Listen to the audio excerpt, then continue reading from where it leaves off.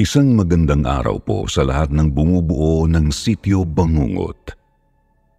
At sa inyo na rin po, Sir Jupiter.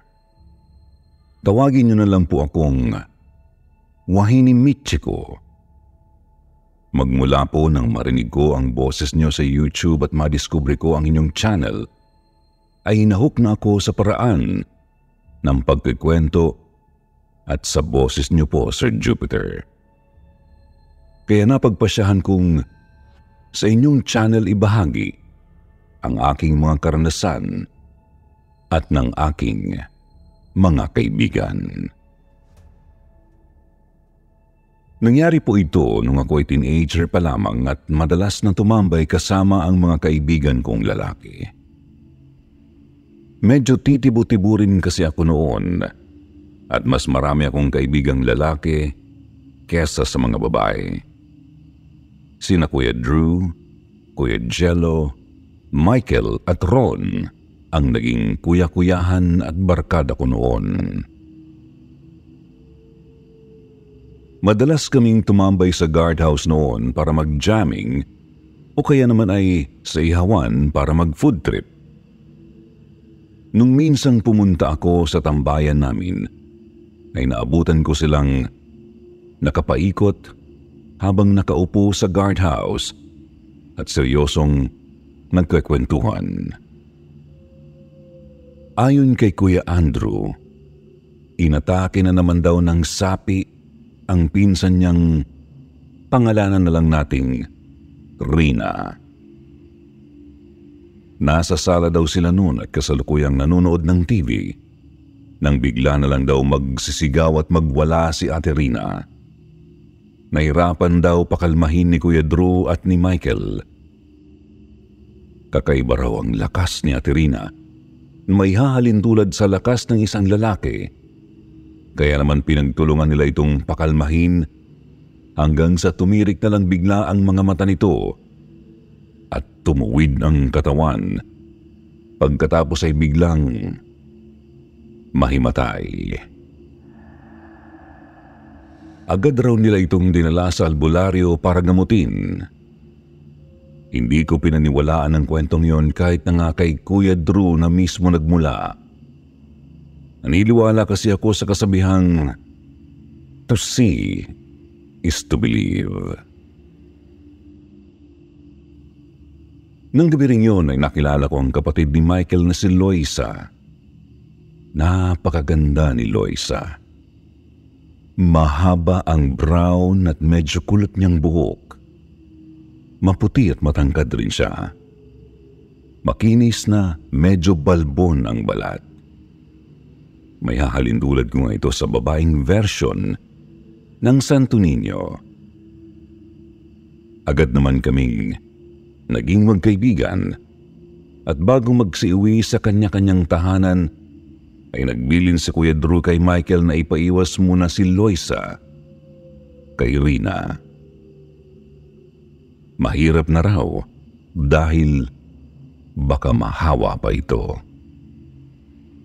Nagtaka ako sa sinabing yun ni Kuya Drew. Bakit naman mahahawa si Loisa kay Ate Rina? Hindi naman nakakahawa ang sanib. Naging close ko si Loisa at nagawa ko siyang mayaya sa church noon at naging madalas ang pag-attend namin ng Bible study hanggang maging parte ng youth si Loisa. Doon niya rin nakilala si Jules na agad nanligaw dito. Lumipas ang mga araw na normal naman ang lahat. Hanggang isang araw ay narinig kong nagkwento si Michael habang nakatambay kami sa guardhouse. Ayon sa kanya ay may mga nakakakita raw kay Loisa na naglalakad sa 10 oras ng gabi nang mag-isa, nakayapak lang at parang wala sa sarili. Pero sabi pa niya, imposible raw na mangyari yun dahil sa tuwing uuwi raw siya para matulog ay nadadat na naman daw niyang mahimbing na natutulog ang kapatid.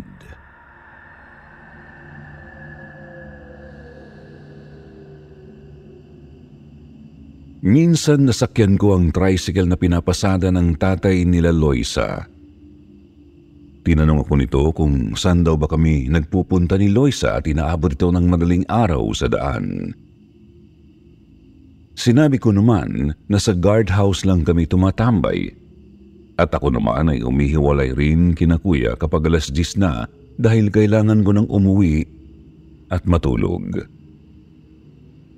Sabi ko pa na minsan ay sa simbahan lang kami nagpupunta para mag-Bible study.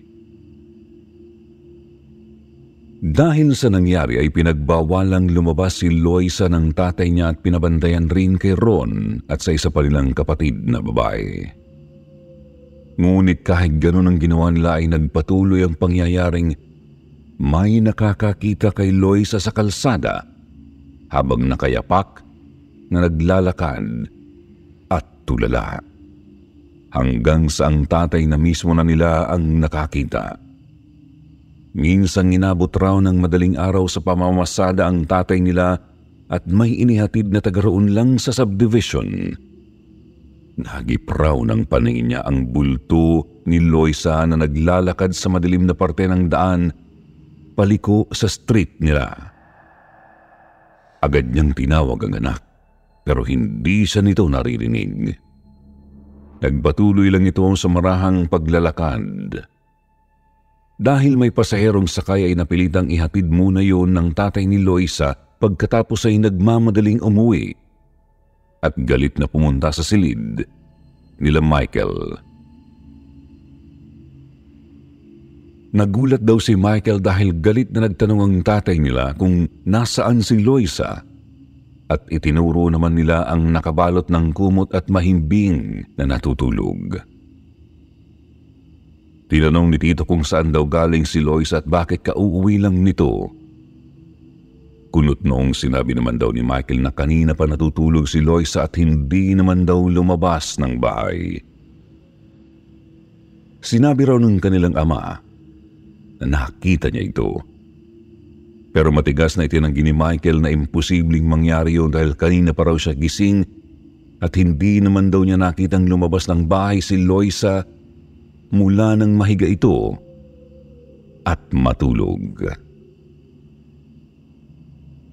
Dahil doon, tuluyang pinagbawalan ng lumabas ng bahay si Loisa. Hindi na namin siya nakakasamang tumambay sa labas at dumalang rin ang pagkikita at pagsama nito sa amin. Kahit sa pagsisimba at Bible study, ay hindi na rin ito pinapayagan. Akala ko nung una ay namamalikmata lang ang mga taong nakakakita kay Loisa kaya naman hindi ko masyadong inintindi yun. Isang gabi, naisipan kong maglakad-lakad at magpunta ng court. Balak kong mag-swing sa children's park na naroon. Wala si na Kuya Drew at nanguha raw ng gagamba. Hindi ko alam kung anong oras na noon, basta ang alam ko lang ay tahimik at walang katao-tao sa daan. Ligtas naman po kasi ng mga panahong yun, kaya hindi ako nag-aalala na baka may mangyari sa akin na masama.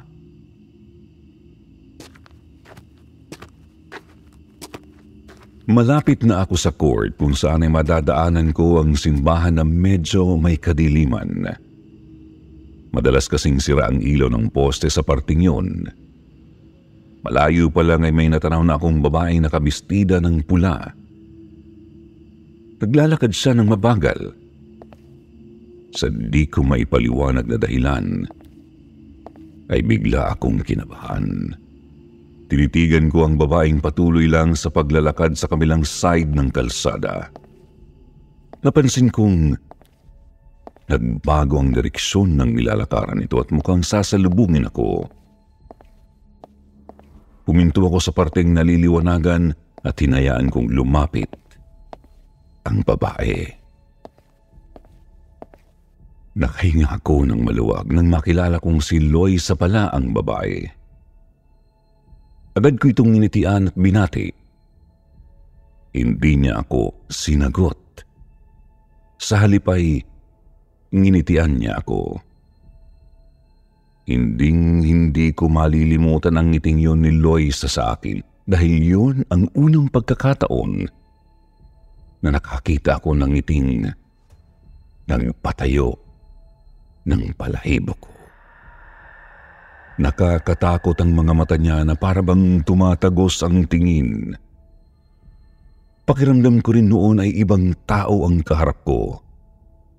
Mas lalo akong kinilabutan nang banggain ako sa balikat ni Loisa. Pagkatapos ay nilagpasan niya lang ako at nagpatuloy na siya sa paglalakad. Tinawag ko siya at tinawakan sa balikat, pero tinitigan niya ako ng masama. Napansin kong wala siyang sapin sa paa at may hawak na kung ano sa kamay. Loisa, okay ka lang ba? Tanong ko. Sa tingin mo? Balik niyang tanong sa akin habang nakangisi at nakapiling ang ulo sa kanan. Saan ka ba pupunta? Ba't nakapaa ka? Sa tingin mo? Sagot uli niya. Sa puntong yun ay nagtaka na ako. Muli niya akong tinapunan ng isang matalim na tingin at ngisi bago muling naglakad palayo sa akin. Pero sinundan ko siya. Inisip ko noon na baka galit siya sa akin kaya ganun niya akong kausapin. Isa pa nalaman ko rin na ang suot niyang bracelet na bigay ko ang hawak niya sa kamay. Pigtas na yun na parabang sinadyang haklitin kaya napigtas. Uy, Loisa, galit ka ba? Tanong ko habang humaharang sa dinaraanan niya. Napatigil siya at sinagot na naman ako ng parehong sagot niya kanina. Sa tingin mo?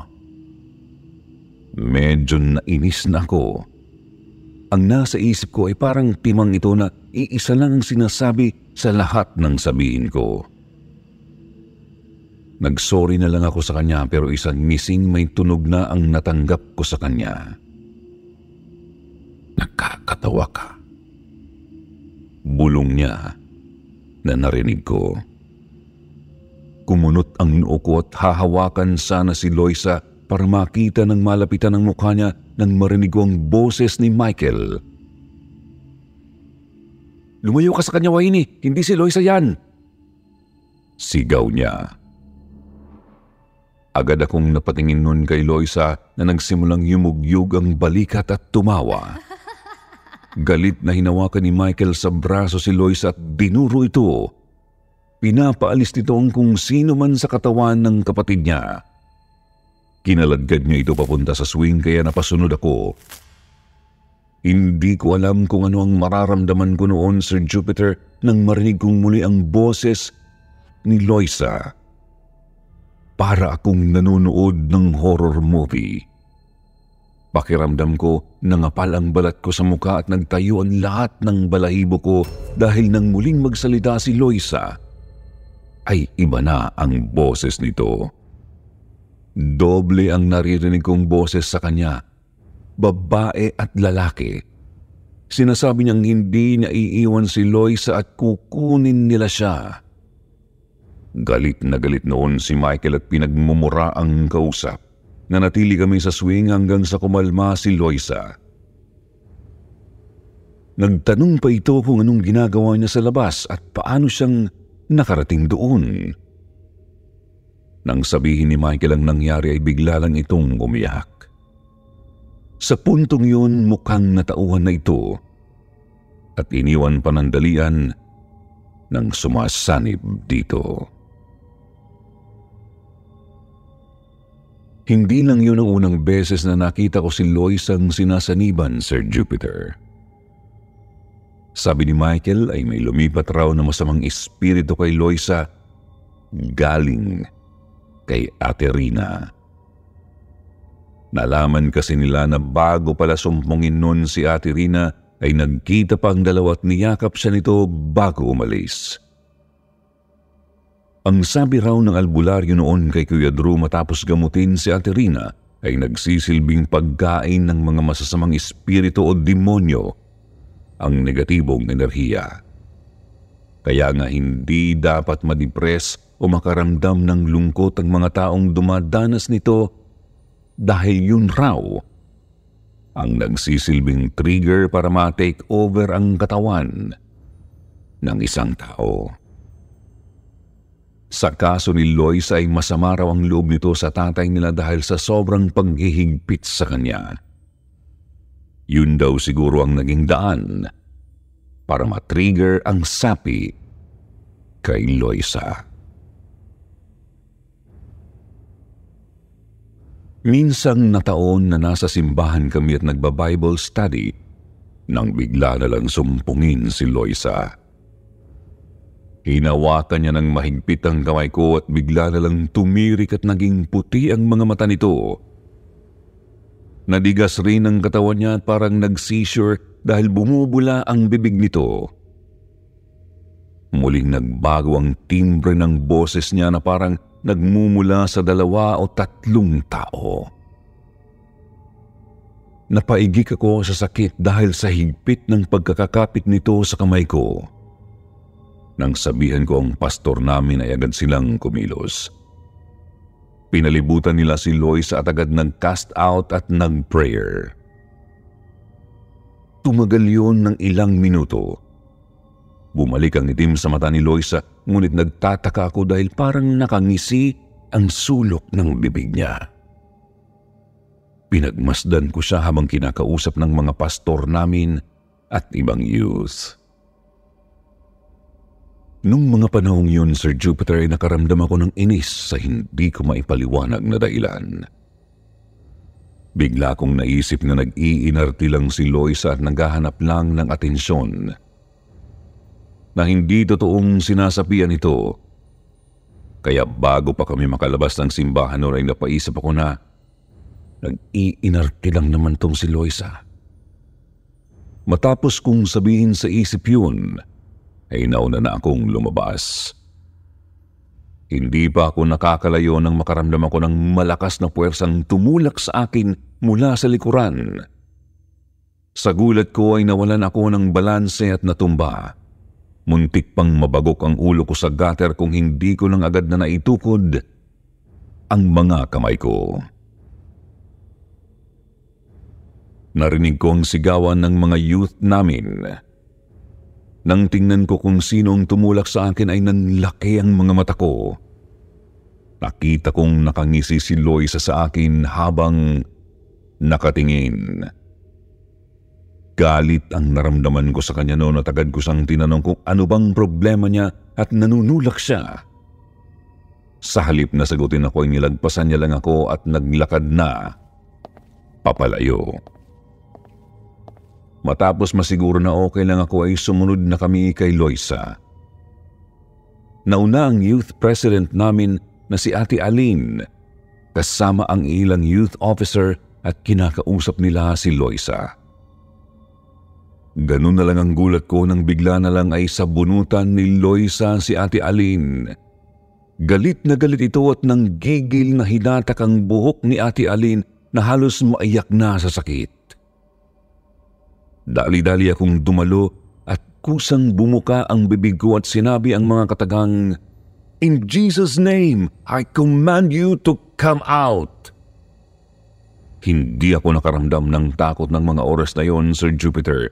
Tila ba kaya kong makipag one-on-one sa kung sinong demonyong yon ng mga oras na yon. Nawalan ng malay si Loisa at hinatid namin siya sa bahay nila. Nang mahimasmasan ito ay umiiyak na humingi ito ng sorry sa amin ni Ate Aline. Hindi niya raw alam ang ginagawa niya. Akala ko doon na matatapos ang mga kaganapan sa buhay ni Loisa. Ngunit nagkamali ako. May pagkakataon na naisipan naming tumambay kina Michael dahil hindi na siya makalabas ng bahay kakabantay kay Loisa. Habang nakatambay kami sa labas at nagkakwentuhan, nakarinig kami ng nagkakagulo sa loob ng bahay nila Loisa. Agad akong pumasok kasunod nila Kuya Drew at naabutan naming pinipigilan ni Michael si Loisa na makalabas. Anong nangyari? Bungad ko kay Aileen na isa pa sa mga kapatid ni Loisa. Umirap ito at saka tumayo mula sa pagkakaupo saka nagsabing, Hay, naku, ayan, nag-iinarte na naman yung babaeng yan. Puro drama, kala mo naman totoo. Papansin. Saka siya umalis. Narinig kong sumigaw si Michael at hirap na pinipigilan si Loisa na matalim na nakatingin kay Aileen. Palabasin mo ko! Bitiwan mo ko! Sigaw nito sa dobleng boses na naman. Napako ako sa kinatatayuan ko nang tumingin sa akin si Loisa saka nakangising nagsalita. Papatayin ko ang lola mo! Saka siya tumawa. Sa narinig ko ay akma ko siyang susugurin para sana sampalin. Pero pinigilan ako ni Kuya Drew. Sinabihan niya ako na wag kong papatulan ang mga sinasabi nito dahil ginagawa lang daw nito yon para mas lalong magkaroon ng negatibong enerhiya sa paligid. Hindi ko na alam ang nangyari kay Loisa ng gabing yon dahil pinauwi na ako ni na Kuya.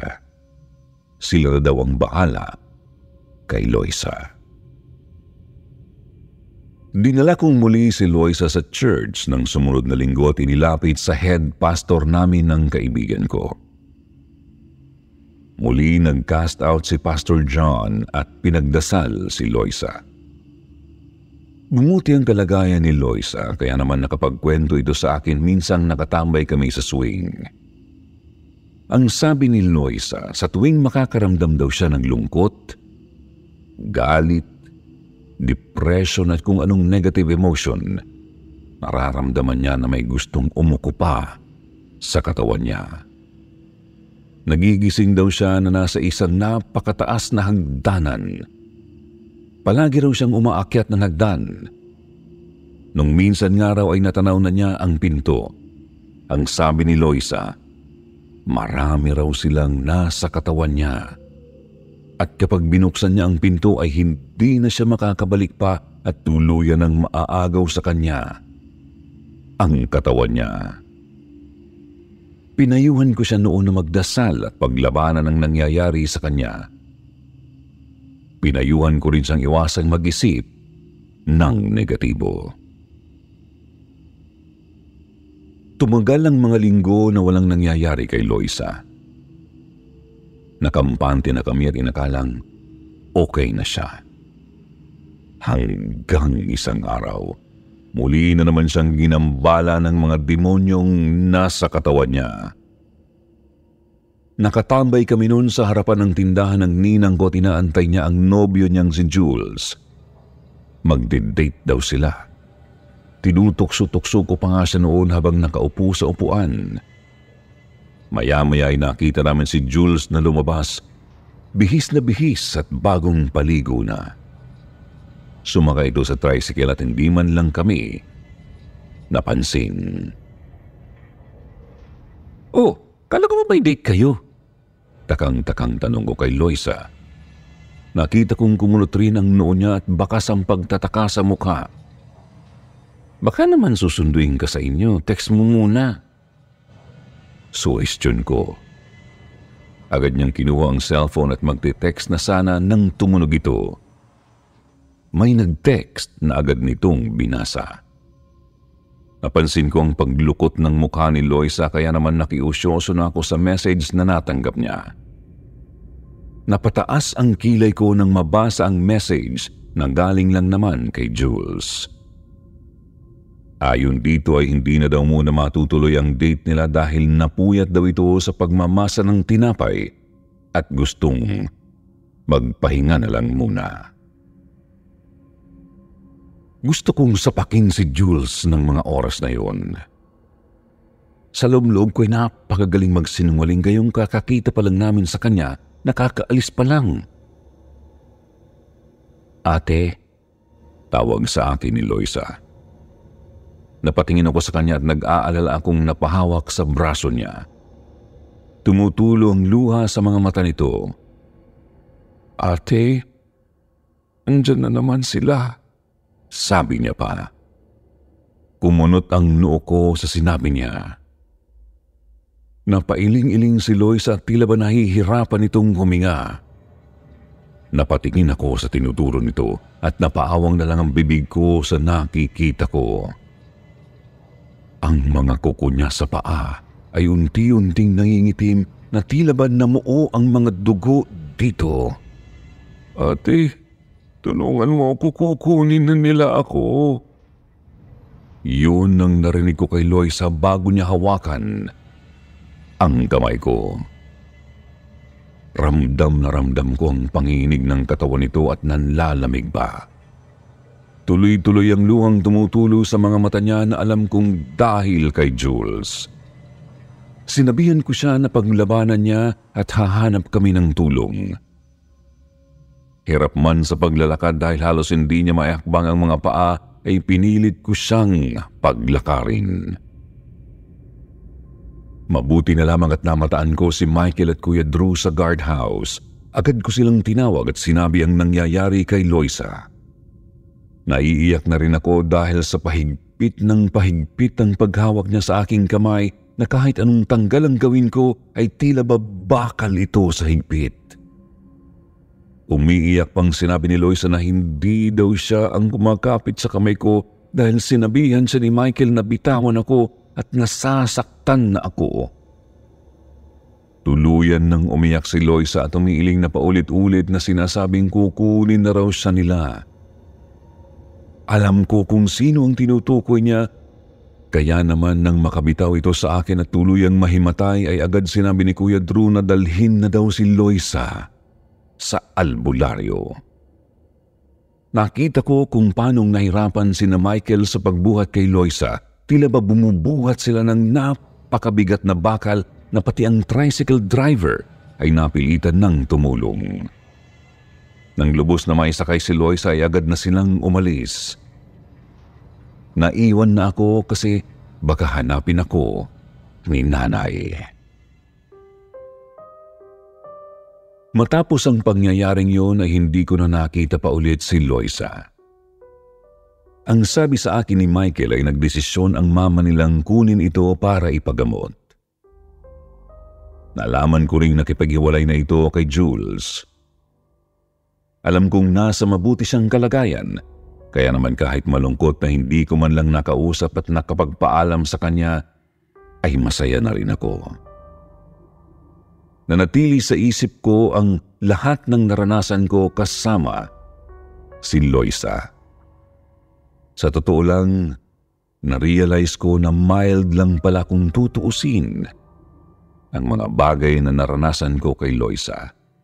Hindi kagaya ng mga napapanood ko sa TV na gumagapang sa kisame, lumulutang sa ere, o kaya naman ay magbabago ang anyo at kailangan pang itali sa kama para lang hindi makapanakit ng iba. Ang sabi sa akin ni Pastor ay Legion daw ang pangalan ng demonyong nakasanib kay Loisa. Ibig sabihin, marami daw sila. Totoo raw na napalayas na ang mga ito noong i-cast out ni Pastor at ipagdasal. Na-deliver daw si Loisa, pero dahil mahina ang pananampalataya nito at may galit sa magulang, ay nagawang magbalik muli ng mga demonyo sa katawan niya at sinusubukang kunin siya. Matagal nang nangyari ito, Sir Jupiter. Wala na akong balita pa kay Loisa. Pero sana kung nasan man siya ngayon, ay hinihiling kong nasa mabuti siyang kalagayan at tuluyan na rin siyang makalaya. Marami pong salamat sa pagbabasa ng aking sulat. Hanggang sa muli po, God bless sa lahat ng bumubuo ng inyong channel. At ngayon naman, eto na po ulit tayo sa inyong paboritong shoutout portion. Shoutout kay Anzale Aiza, Mayumi Makisig, Imelda Aviles, Jen Marcelo, Kilabot King, Janice Garcia, Mukairish Alvarez, Elmer Ibanez Jr., Midnight Love Suno at kay Shasha Udario. Basahin naman natin ang ilan sa magandang comment mula kina Isulan at kay Miss Alaina. Sabi ni Isulan, "More stories po to come, SB and KT. Napakagaling po ng delivery nyo.